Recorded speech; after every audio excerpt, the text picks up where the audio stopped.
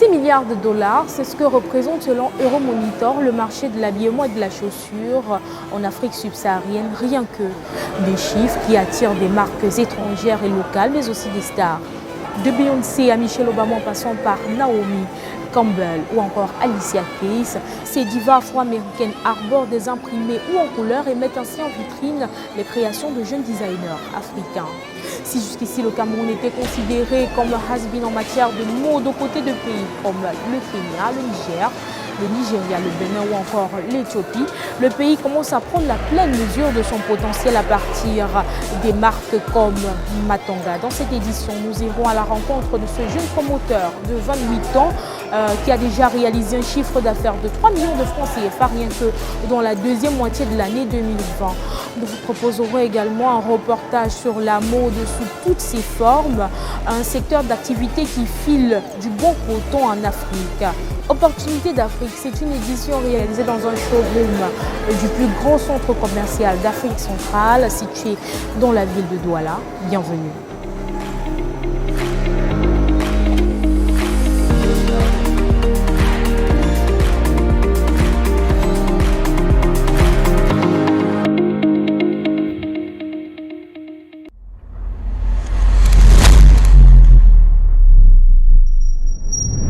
Sur ce plateau en posture d'invité ce soir, nous recevons Franck Matanga. Il est le promoteur de la marque Matanga. C'est un jeune designer de 28 ans. Merci Franck d'avoir répondu à notre invitation, notamment dans le cadre de l'émission Opportunité d'Afrique.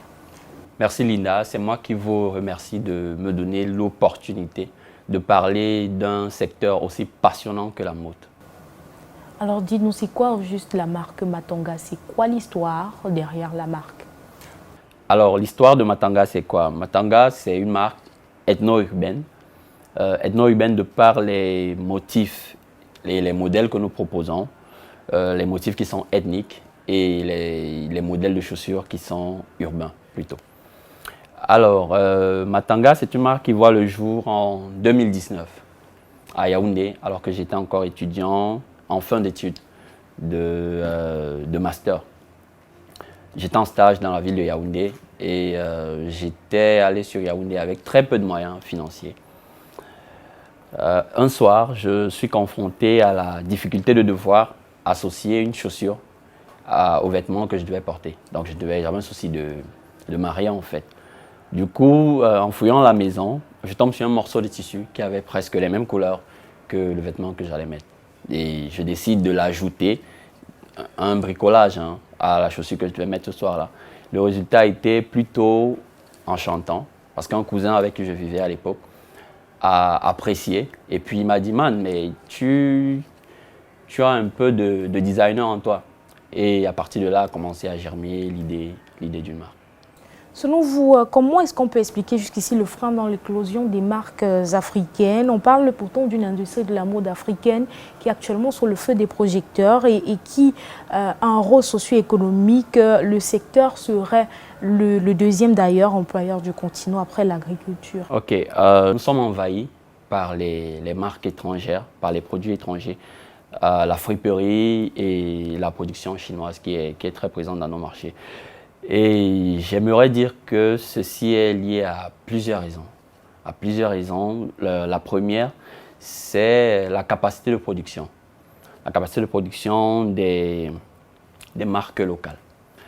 Alors, il faut savoir que les marques européennes ont passé l'étape qui est celle de l'industrialisation. Une étape que nous n'avons pas encore franchie et qui joue un grand rôle dans comment est-ce qu'une marque peut se démarquer sur le marché. La production des marques camerounaises et africaines est majoritairement artisanale.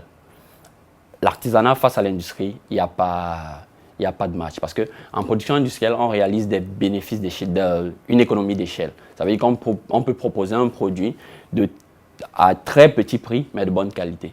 Ce que nous ne sommes pas encore capables de faire à cause de notre type de production. Donc, je pense que c'est la principale raison pour laquelle les marques camerounaises tardent encore à se démarquer. Après, il y a, je pense, il y a une faible identité des marques camerounaises. L'identité qui fait que les Camerounais ne se reconnaissent pas dans ce qu'on propose. Heureusement qu'on a les tissus comme le Ndop, qui est camerounais, le Kente ghanéen, le Dembélé sud-africain ou le Bogolan, qui permettent quand même de proposer une certaine identité à la mode africaine. Alors Franck, selon vous, est-ce que l'Afrique peut aspirer donc à une industrie de la mode qui habille à la fois les Africains et les consommateurs du monde entier? Alors à cette question, je vais répondre par l'affirmative, oui. L'Afrique habille déjà le monde. Nous avons beaucoup de créateurs africains qui se sont distingués dans beaucoup de pays dans le monde. Le plus récent, comme je suis camerounais, je vais le citer, c'est Iman Aïssi, qui a été distingué en France dans le segment de la haute couture. Donc aujourd'hui, il propose des produits qui sont de la haute couture, mais qui puisent un peu dans l'Afrique. Donc voilà. Et nous avons plusieurs autres comme ça dans plusieurs pays qui se distinguent très bien et qui habillent les stars, qui habillent. Maintenant, pour habiller tout le monde entier, parce que nous allons revenir à ce que j'ai dit plus tôt, l'industrie, c'est important d'industrialiser parce que le souci c'est de répondre à la demande qu'on va créer en lançant une marque ou en proposant un produit. Il y aura peut-être, s'il y a réceptivité de la part de tout le monde, une demande qui sera forte et qui ne peut être soutenue que par l'industrie. Une industrie qui produit, qui fournit, qui est capable de réduire les coûts. Et j'aurais dit oui, on peut proposer en Afrique quelque chose qui habille tout le monde. Vous avez parlé d'industrialisation, j'y reviens. Quelles sont selon vous les pistes pour développer justement une industrie de la mode africaine? Si on peut partir depuis le lancement de votre marque Matanga, de cette expérience justement que vous avez commencé à bâtir. Ok, je vais commencer par un conseil de quelqu'un qui chaque jour vit que c'est que proposer un produit, créer une marque. Alors, il faut commencer, avant de penser à une industrie, dans le cadre d'une marque, comme Matanga par exemple, avant de penser à une industrie, il faut commencer très peu. Parce que si aujourd'hui on s'était industrialisé, ça devait être un échec. Pour la simple raison qu'on n'aurait pas eu le temps d'expérimenter toutes nos idées avec autant de produits que vous voyez. Si on avait pris les sous, engagé directement une industrie, on aurait passé beaucoup d'étapes. Donc, commencer petit nous a permis de tester le marché avec notre produit, de voir les retours, de l'ajuster, d'élargir les gammes qu'on propose. Et je crois que ça devrait être le chemin de toute nouvelle marque qui se crée. Maintenant, les pistes d'industrialisation de ce secteur de la mode africaine. Ok. Je pense que cela doit se faire par un transfert de technologie. Parce que jusqu'ici, on n'a pas eu une usine camerounaise de fabrication de chaussures, par exemple. Nous avons eu une usine à l'époque, elle s'appelle Bata. Une marque qui s'appelait Bata, elle n'est pas camerounaise, je ne sais pas, elle doit être de l'Europe de l'Est. Alors, Bata a pendant des années fabriqué ses chaussures au Cameroun. Ben, lorsque moi je me lance sur Matanga, je vais à la recherche parce que en me renseignant, j'ai demandé est-ce qu'il y a eu une industrie avant qui proposait des chaussures. Alors on m'a dit Bata a fait les chaussures. Je vais à la recherche des personnes qui auraient travaillé chez Bata parce que Bata a fermé à l'époque, je pense pour des raisons, je ne sais pas, peut-être politiques ou fiscales, je ne sais pas trop. Alors je vais à la recherche des personnes qui auraient travaillé chez Bata. Le souci que je rencontre, c'est que ces personnes-là n'étaient pas capables de te dire fidèlement, de te reproduire fidèlement une chaussure, par exemple. Ça veut dire qu'il n'y a pas eu de transfert de technologie. Les personnes savent peut-être coudre une partie de la chaussure, et, parce que généralement en industrie, c'est des unités, c'est des postes en fait. C'est différents postes. Donc je pense qu'une des pistes d'industrialisation aurait été le transfert de technologie d'abord, parce que ça aurait permis à ceux qui restent de construire une industrie par les Camerounais plus tard. Après, je pense que rien ne peut se faire sans financement aussi. On ne peut pas tout attendre de l'État. L'État peut peut-être faciliter la mise en place d'industries, mais les opérateurs privés aussi ont leur rôle à jouer. Parce que je remarque que nos opérateurs économiques, c'est les personnes qui n'ont pas la culture, je vais dire ça comme ça, je me retiens vraiment, peut-être sous peur de me tromper, n'ont pas la culture du risque. Gucci, Burberry, Chanel, Louis Vuitton et autres grands noms, des marques occidentales qui pendant des années ont tiré leur épingle dans ce jeu du « dis-moi ce que tu portes et je te dirai qui tu es ». Mais cette industrie de la mode aurait tendance à se démoder au fil des ans avec une industrie typiquement africaine qui profite à de nombreux jeunes créateurs sur le continent et même de la diaspora comme Matanga.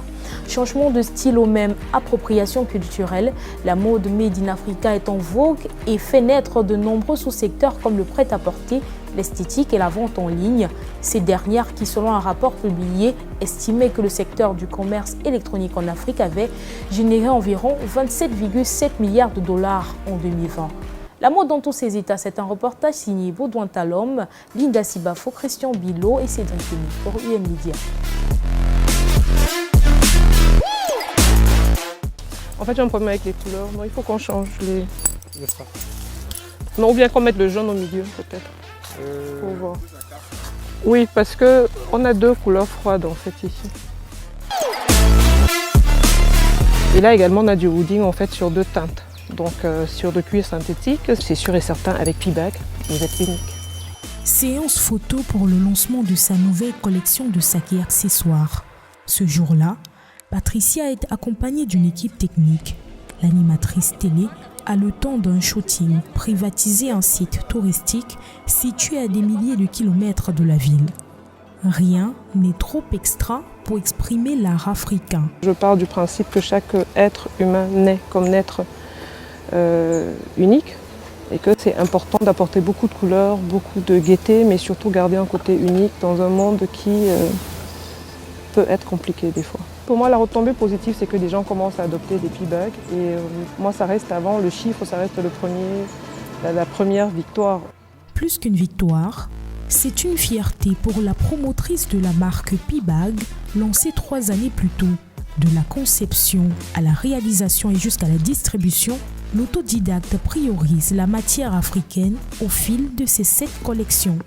Il faut préciser que la base en fait, des P-Bags, c'est du jean, du tissu ethnique à 100% coton, du cuir véritable, du cuir synthétique, après on a des plumes.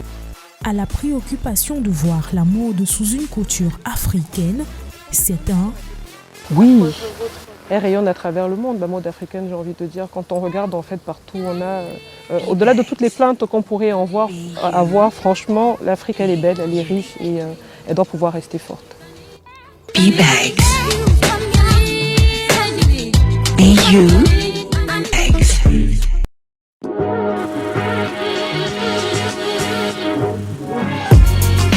Dans un quartier résidentiel de Douala, Corinne se rend dans cet institut pour une mise en beauté un peu particulière.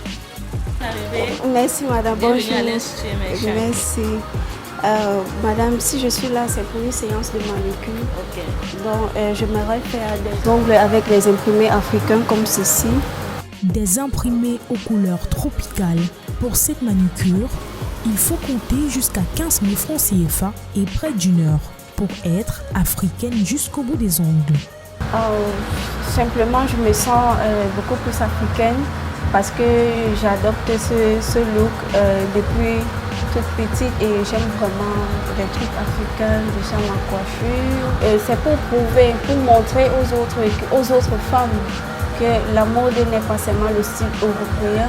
On peut aussi adopter notre culture avec nos imprimés africains et je trouve ça beau, je trouve ça agréable, magnifique. Madame, c'est comment? Vous êtes satisfait du travail? Et le design, vous êtes satisfait, j'espère. Ok. du courage, c'est vrai.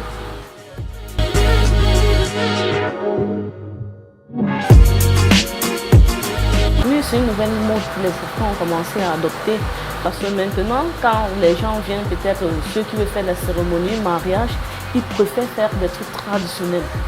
Donc beaucoup de clients sont très satisfaits de ça. De nos jours, les femmes préfèrent être naturelles, donc l'africaine.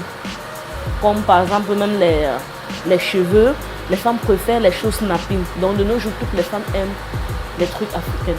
Parce que de nos jours, les Africains rapportent le chiffre dans notre institut.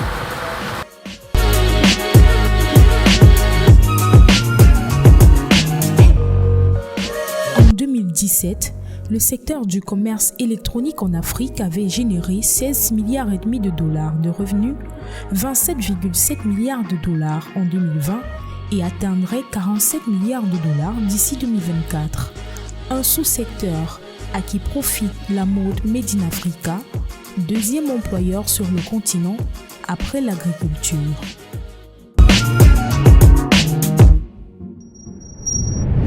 Merci une fois de plus Franck Matanga d'avoir répondu à notre invitation, notamment dans le cadre de l'émission Opportunités d'Afrique. Rappelons que vous êtes ce jeune designer de 28 ans. Vous êtes le promoteur d'ailleurs de la marque Matanga.